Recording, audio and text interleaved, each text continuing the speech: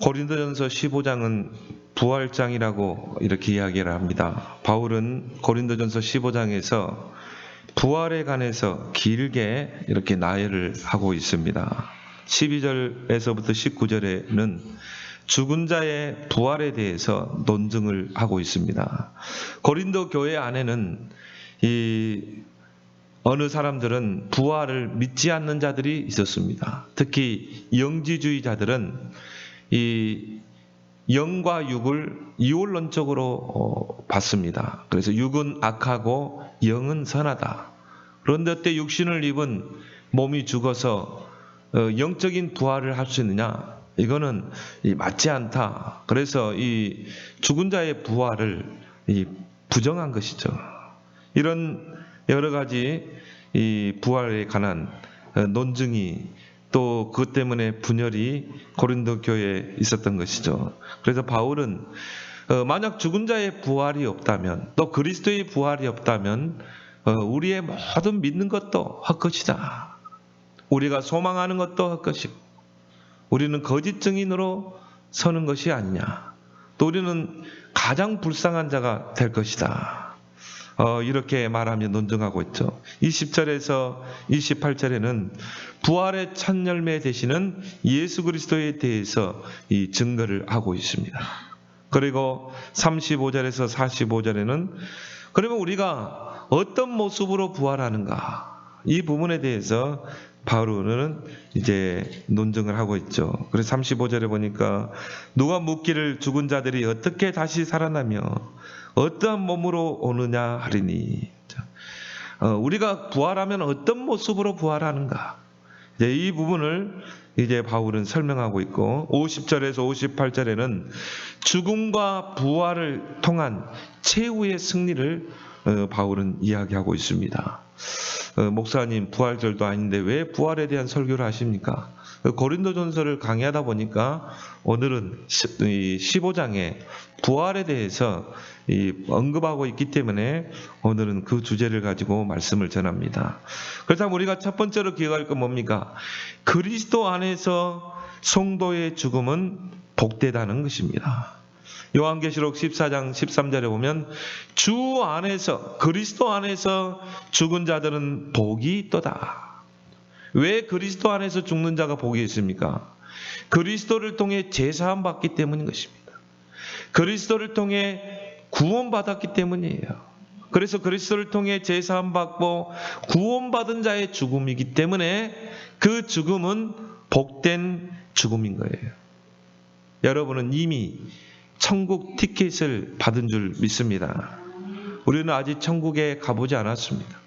죽음 이후에 가는 천국, 영원한 천국 가보지 않았지만 이미 티켓을 그리스도를 통해 받은 거예요. 그래서 여러분이 천국 생명책에 여러분의 이름이 이미 기록되어 있습니다. 그래서 우리가 죽을 때는요, 그 천국 티켓을 가지고 가는 거예요. 이미 여러분 성령의 인치심을 받은 자입니다. 사실 모든 사람에게 죽음은 두려움과 고통입니다. 죽음과 사망을 즐거워하고 기뻐할 사람은 아무도 없어요. 저는 지금까지 많은 사람들의 죽음을 목격해 봤거든요. 그런데 다 두려워하더라고요. 어떻게 하면 죽지 않으려고요. 발버둥을 치더라고요. 그래서 어떻게 해서든 이생의 끈을 놓지 않으려고 그 숨 한순간 더 쉬어보려고 헐떡이는 것을 저는 이렇게 보면서 이 땅에서 죽음을 기뻐하는 사람은 죽음을 반갑게 맞이하는 사람은 아무도 없다. 여러분도 막상 죽음이 앞에 다가와 봐요. 어떻게 해서라도 더 살려고 할걸요. 그래서 많은 사람들은 불로장생을 찾아다니기도 합니다. 많은 사람들은 말합니다. 사람이 죽는 것은 나이가 들고 또 몸이 늙고 쇠하여서 생기는 자연스러운 현상이라고 말을 합니다. 한 사람이 생로병사, 늙어서 병들고 모든 게 쇠하다 보면 결국 그런 걸 통해 자연스럽게 죽는 것이 아니냐. 그러나 하나님의 말씀인 성경에서는 죄에 대한 형벌로 표현하고 있어요. 왜 인간 세상에 죽음이 왔습니까? 죄에 대한 형벌이라니까요.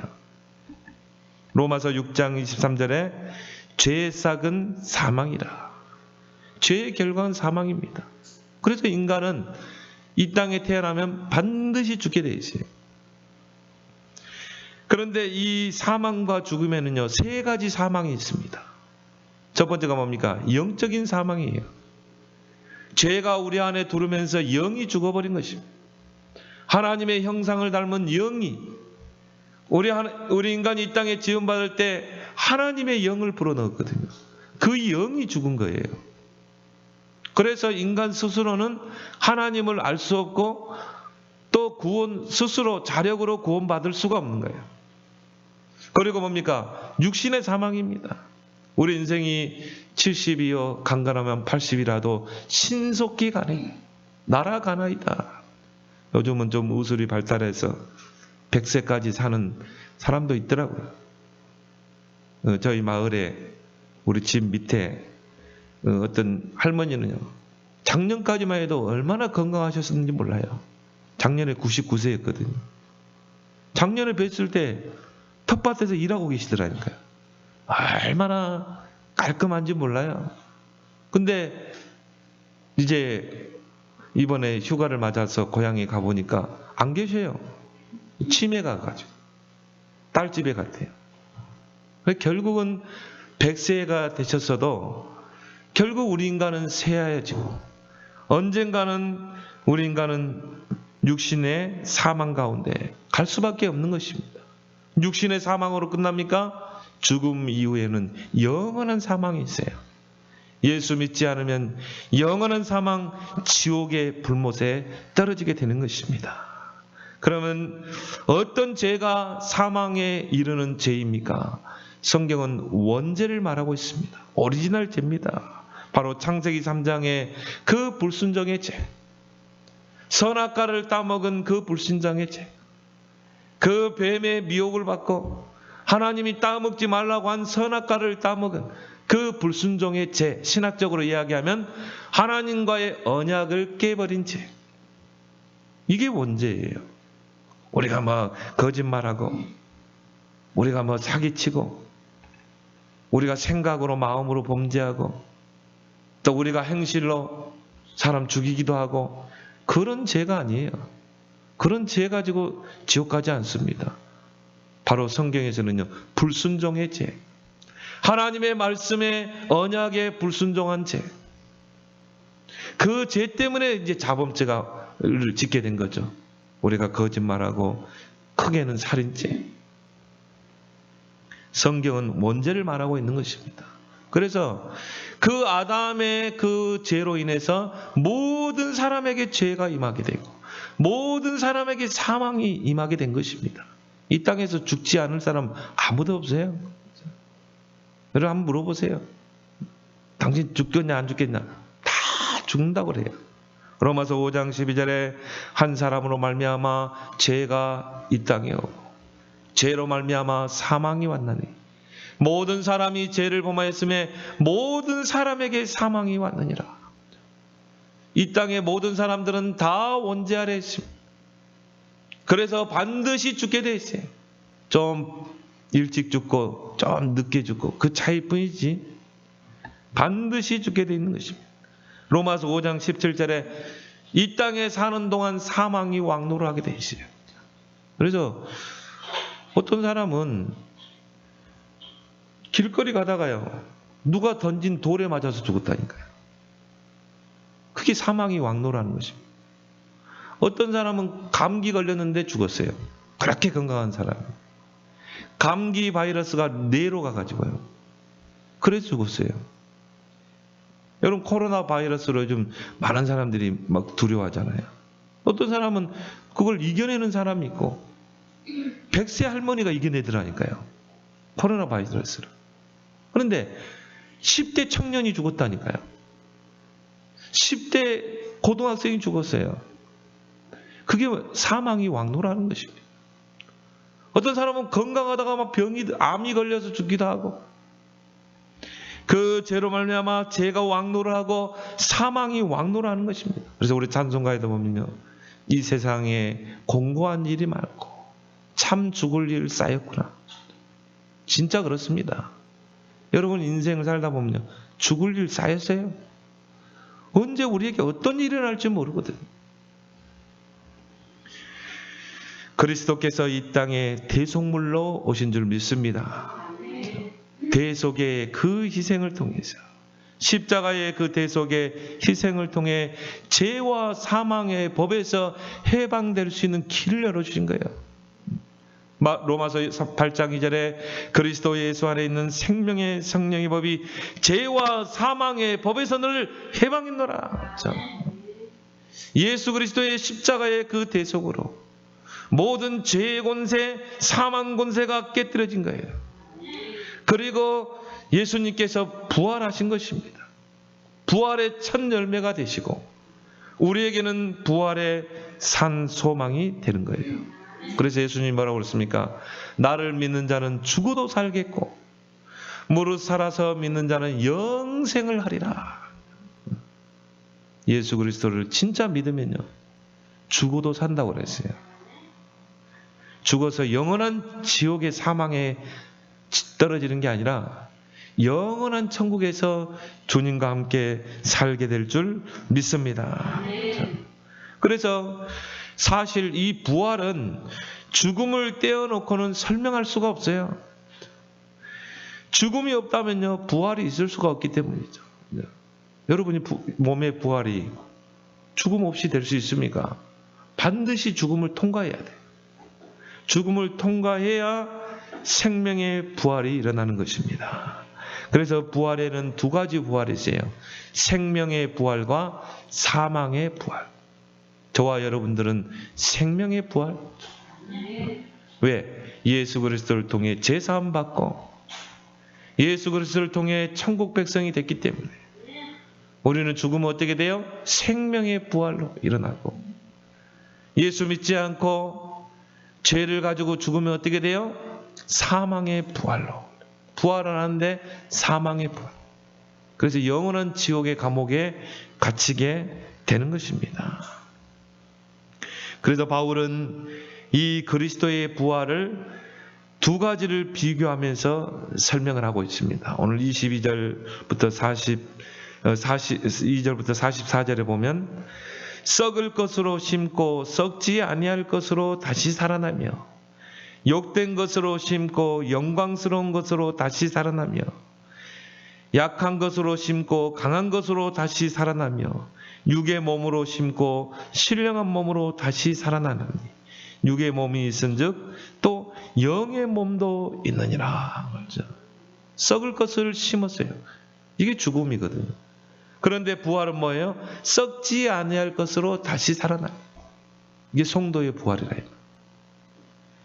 욕된 것으로 우리가 심고 죽었지만 영광스러운 것으로 다시 살아나고, 약한 것으로 우리가 병들어 죽기도 하고 연약해서 죽기도 하고 또 뭡니까? 순교를 당하기도 하고, 약한 것으로 심고 죽었지만 강한 것으로 다시 살아나며, 부활은 강한 거예요. 승리입니다. 그래서 바울은 죽음을 심는 것으로 표현하고 있죠. 우리는 죽었다 하는 게 아니라 이 땅에 심는 거예요. 심는다는 건 뭘 말하죠? 나중에 열매를 바라보는 거 아니겠습니까? 그래서 예수님은요, 이 한 알의 밀알이 땅에 떨어져 썩어서 죽지 아니하면 한 알 그대로 있고, 이 씨앗이 땅에 떨어져서 썩어서 죽으면 어떻게 돼요? 많은 열매를 맺느니라. 부활을 이렇게 설명했다니까요. 그러면 그리스도의 부활과 마찬가지로 여러분의 부활도, 지금은 내가 약한 것으로 심고 욕된 것으로 심고 썩을 것으로 심지만 부활은 썩지 아니할 것으로 다시 살고 강한 것으로 다시 살고 그리고 영광스러운 것으로 다시 살아날 줄 믿습니다. 죽음은 심는 거예요. 성도의 죽음은 심는 것입니다.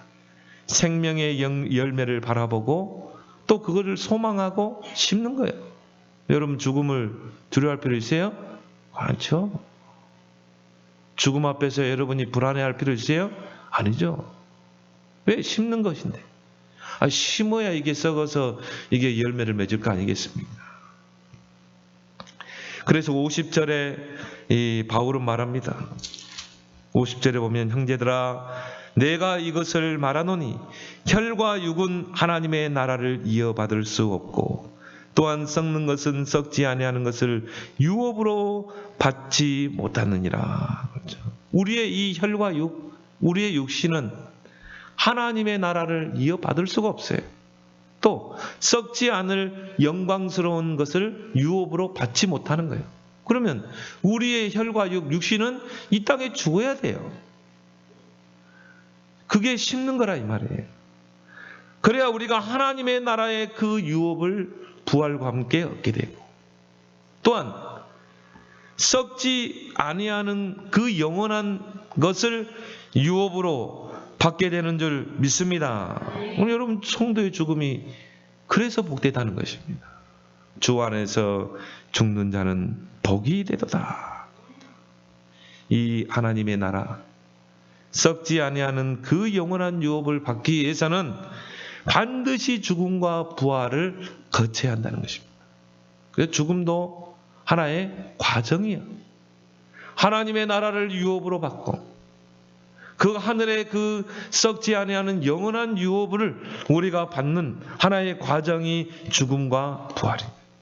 따라서 그리스도를 통해 구원받은 성도의 죽음은 복되고 복되는 줄 믿습니다. 자, 그래서 우리는요, 이 장례 치른다 그렇게 말 안 합니다. 천국 잔치를 한다. 예수 그리스도를 믿고 구원받아 제사함 받은 인생이 천국으로 입성하는데 영원한 하나님의 나라의 유업을 받는데 잔치를 해야죠. 천국에서는요, 여러분들을 맞이할 준비를 하고 잔치상을 베풀어 놓고 여러분을 맞이한다니까요. 여러분이 그 죽음을 통과해서 이제 하나님의 나라로 입성하게 되는 것입니다. 그 어린 양의 혼인잔치에 참여하게 되는 것입니다. 얼마나 영광입니까? 믿으시기 바랍니다. 두 번째는 뭡니까? 성도의 죽음은 신령한 몸으로 변화되는 축복이에요. 그래서 예수님께서 공생의 기간 동안에 약 세 번 신령한 몸을 보이셨어요. 그럼 우리가 신령한 몸은 이런 몸이겠구나. 대략적으로 가늠해 볼 수 있겠죠. 예수님이 세 제자를 데리고 베드로, 야고보, 요한을 데리고 변화산으로 가셨어요. 그리고 거기서 변화된 자신의 몸을 보이셨거든요. 근데 거기 마태복음 17장 2절에 보면 그들 앞에서 변형되사 그 얼굴이 해같이 빛나며 옷이 빛과 같이 희어졌더라. 이게 신령한 몸입니다. 그 얼굴이 쳐다볼 수도 없을 만큼 빛나고 그리고 그 옷이 뭐예요? 빛과 같이 희어졌더라. 흰 옷을 입네. 그걸 우리가 흰 세마포 또 흰 두루마리라 이렇게 이야기하죠. 예수님이 신령한 모습을 보여주신 거예요. 또 부활하신 후에 제자들이 정말 마가의 집에 모여가지고 문을 닫고 두려워서요 거기서 떨면서 기도하고 있는데 예수님이 문이 닫힌 상태에서 들어오셨거든요. 그래서 제자들에게 너에게 평안을 있을지어다.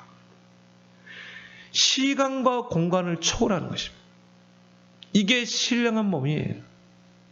우리는 시간과 공간의 제약을 받습니다. 내가 이 당회장실로 가려면요 문을 열고 가야 돼요. 벽을 뚫고 갈 수가 없거든요. 물론 벽을 부숴야 갈 수 있겠지만 멀쩡한 상태로 통과해서 갈 수 없거든요. 신령한 몸은 그걸 통과해서 가는 것입니다.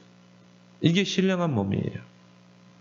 두 번째, 예수님이 부활하신 예수님이 제자들이 모여있는 그곳으로 예수님이 오셨거든요. 거기도 보면은 문이 닫혔는데 거기를 통과해서 오셨어요.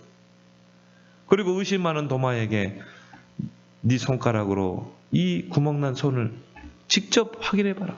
넣어보라 이 말이죠. 그래서 신령한 모습을 보여주셨던 것입니다. 왜? 부활하셨기 때문에 그렇겠죠. 또 요한복음 21장에 보면 제자들과 함께 조반을 먹었어요. 식사를 했다니까요. 우리가 신령한 몸이 어떤 몸이라는 것을 대략적으로 우리가 가늠해 볼 수가 있을 것입니다. 그래서 바울은 51절에 내가 너희에게 비밀을 말하노니, 보라 내가 너희에게 비밀을 말하노니. 그래서 우리가 이 하늘의 비밀을 보고 뭐라고 그럽니까? 청기누설이라고 그러죠. 청기. 하늘의 비밀을 알리는 것입니다.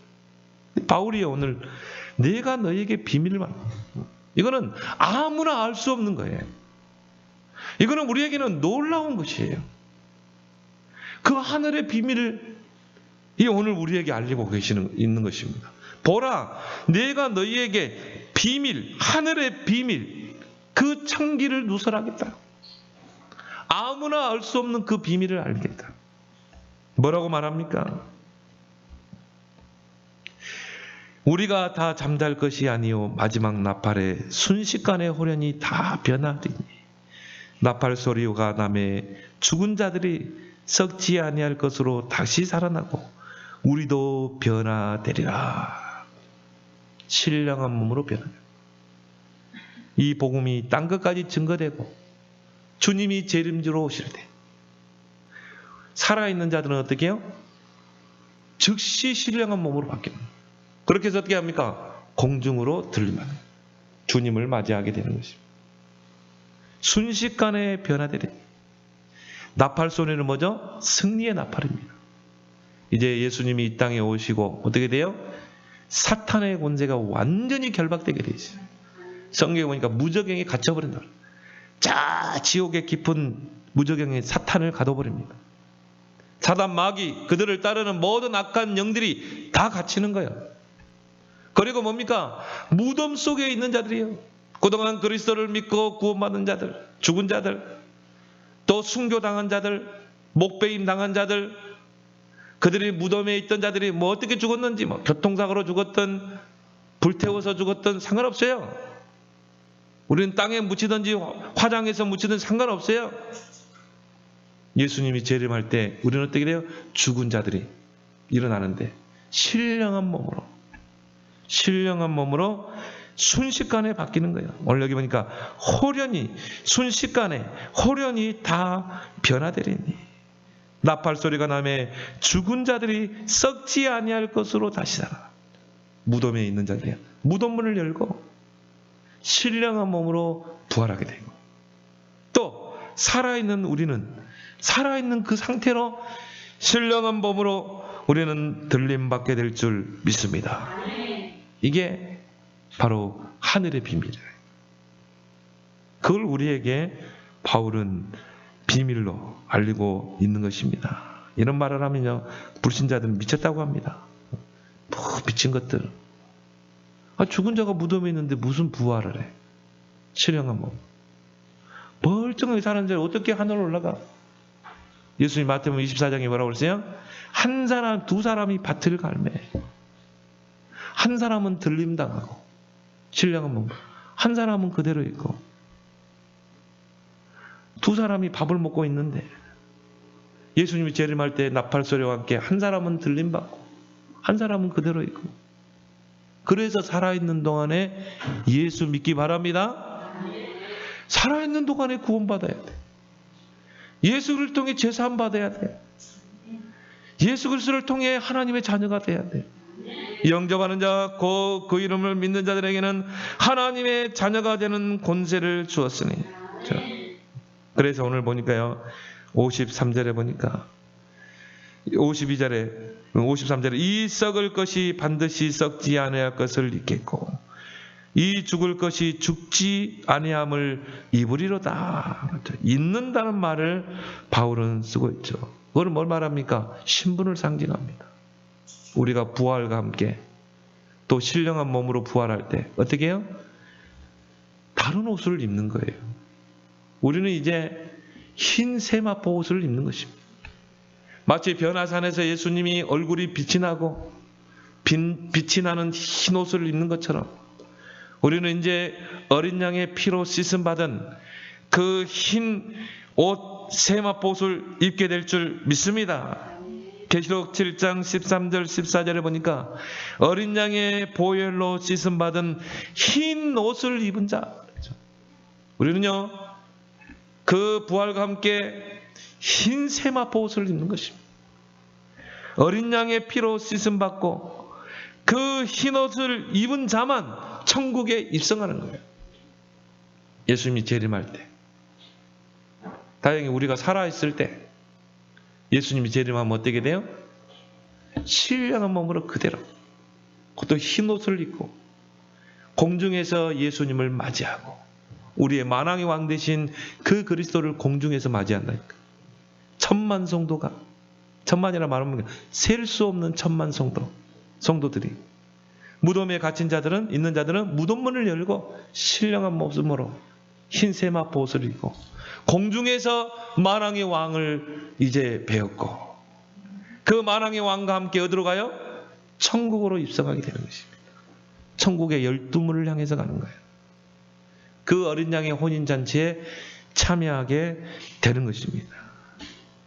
그래서 데살로니가전서 4장 16절 17절에 주께서 호령과 천사장의 소리와 하나님의 나팔 소리로 친히 하늘로부터 강림하시리니 그리스도 안에서 죽는 자들이 먼저 일어나고 예수 믿고 죽은 자들이 먼저 일어나고 그 후에 우리 살아남은 자들은 그들과 함께 구름 속으로 끌어올려 공중에서 주를 영접하시리니 그리하여 우리가 항상 주와 함께 있으리라. 어디에서? 천국에서. 자, 근데 우리가 살아있을 동안은 예수님이 재림주로 안 오실 것 같아요. 왜? 마태복음 24장 14절에 이 천국 복음이 모든 민족에게 증거된 후에 끝이 온다고 그래요. 아직 복음 들어갈 나라 많거든요. 또 우리 때는 예수님이 재림주로 안 오실 것 같고, 자, 여러분 복음 전하는 일에 생을 걸길 바랍니다. 자, 다 같이 혼인잔치에 참여해야 되잖아요. 세 번째로 성도의 죽음은 최후의 승리의 면류관이에요. 이게 부활입니다. 이게 죽음이에요. 성도의 부활은 생명의 부활이요 승리의 부활입니다. 모든 죄와 사망 권세가 깨지고 지옥 권세가 완전히 깨뜨려지는 승리의 부활입니다. 그래서 오늘 54절에 보니까 썩을 것이 썩지 아니함을 입고 죽을 것이 죽지 아니함을 입을 때에는 사망을 삼키고 이기리라고 기록된 말씀이 이루어지리라. 사망을 삼켜버린 거예요. 부활은 뭐라고요? 사망을 삼켜버리는 것입니다. 집어삼키고 승리하는 거예요. 근데 우리가 창세기 3장 사건으로 인해서 죄가 우리에게 들어오게 되고 생명이 사망에게 잡아먹힌 거예요. 삼킴을 당한 것입니다. 그래서 결국은 에베소 2장 1절에 허물과 죄로 죽을 수밖에 없는 것이죠. 왜? 사망이 생명을 삼켜버린 거예요. 그게 불신자 영혼입니다. 생명이 없어요. 왜? 사망에 삼켜버렸기 때문에.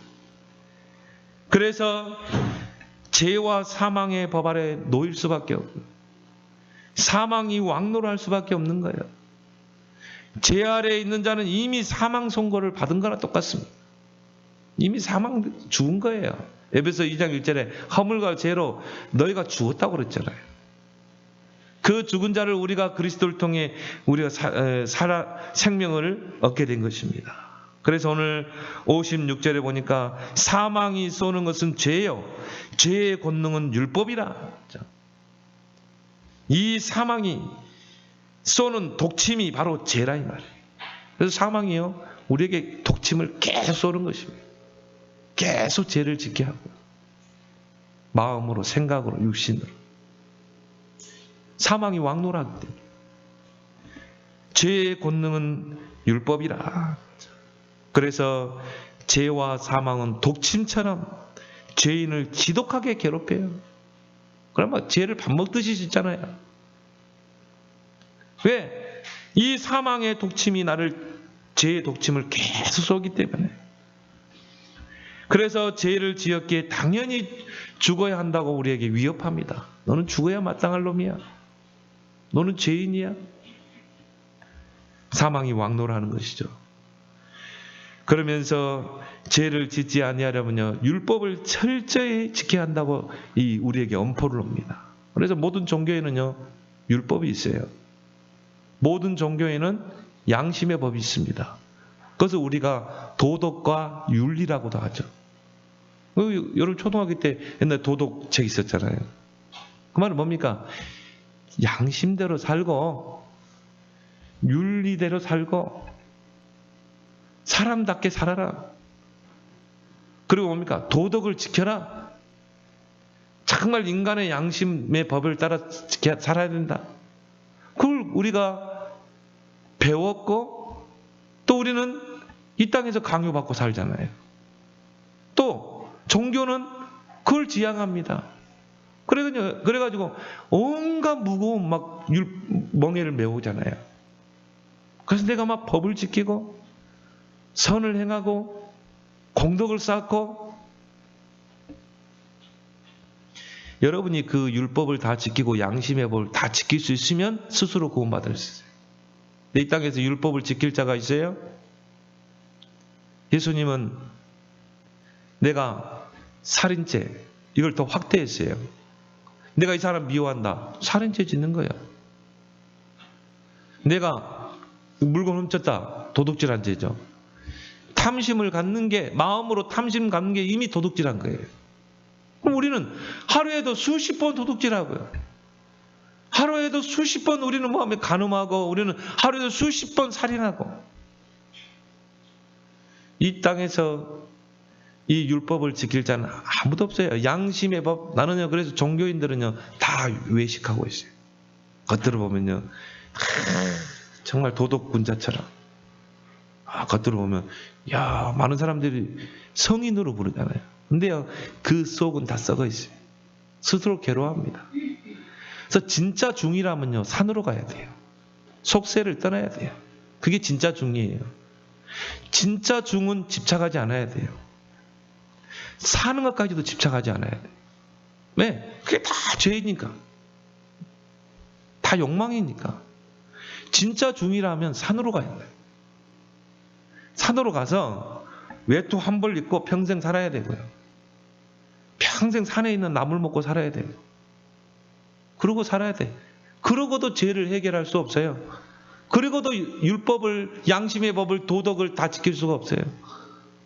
그래서 그 성철 스님이 그랬잖아요. 우리 죄가 수미산보다 높다. 불교에서 말하는 최고봉이 수미산이에요. 그 죄를 다 해결할 수 있어요? 해결할 수 없습니다. 그렇다면 우리가 이 그리스도의 십자가는 우리의 선택이 아니고 절대인 줄 믿습니다. 그래서 예수님이 이 땅에 오셨고 그 죄를 위한 대속물이 되심으로 십자가에 못 박혀 죽는 거예요. 우리를 모든 죄와 사망의 이 법에서 구원하는 방법은 오직 그리스도의 십자가에 뿐인 줄 믿습니다. 로마서 5장 8절에 우리가 아직 죄인 되었을 때 그리스도께서 우리를 위하여 십자가에 피 흘려 죽으심으로 하나님께서 우리를 향한 하나님의 사랑을 확증하셨느니라.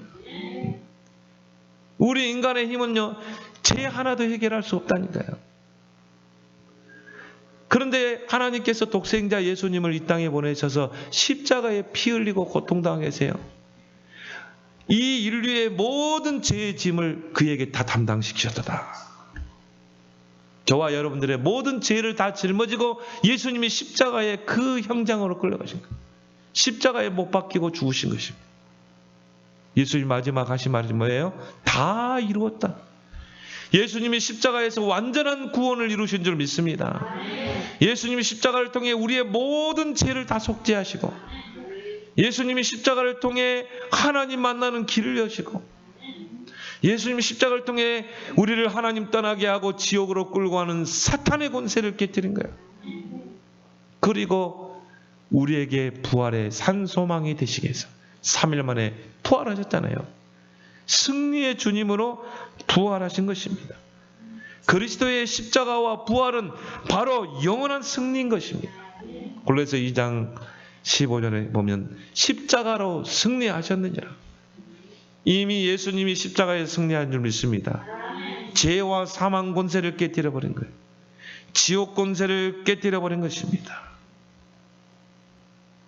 그래서 바울은요, 오늘 55절에 보니까 사망아 너의 승리가 어디 있느냐?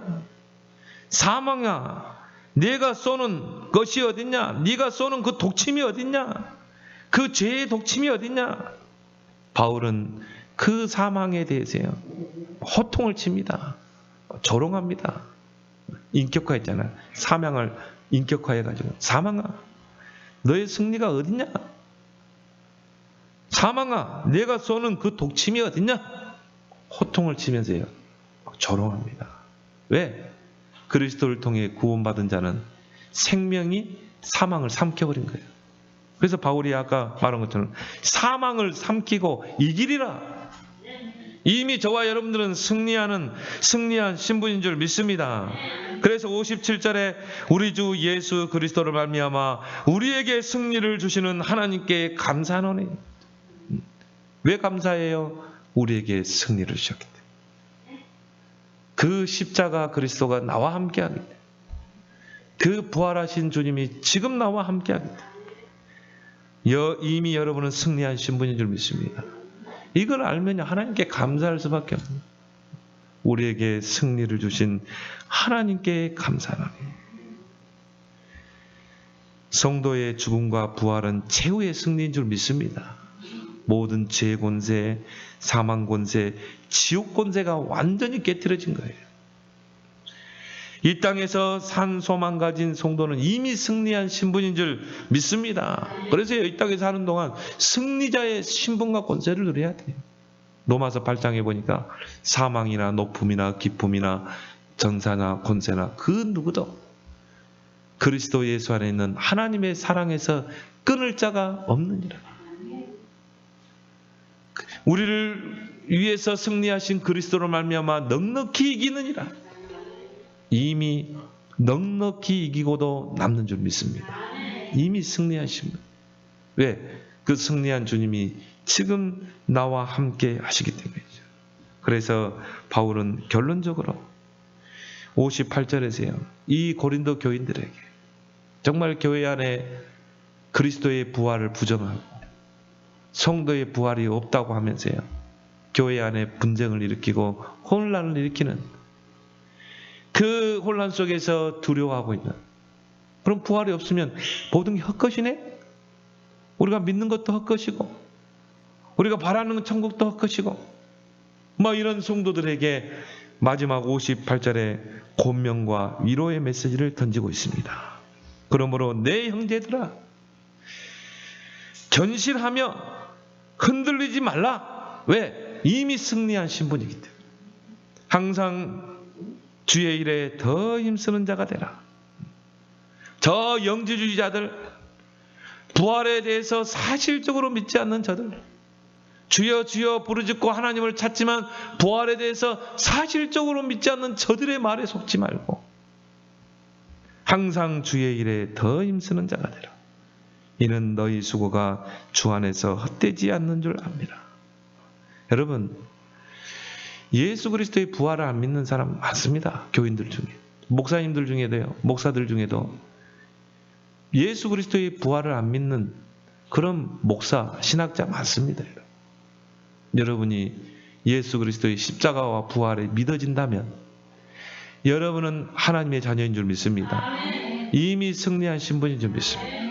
그래서 이 이미 승리한 그 신분과 권세를 가지고 당당하게 주의 일에 힘쓰며 정말 이제 하나님의 나라를 이 땅에 이루는 일에 여러분 남은 생을 하나님께 귀하게 쓰임받는 여러분 생이 되기를 바랍니다. 하나님 아버지 은혜를 감사합니다.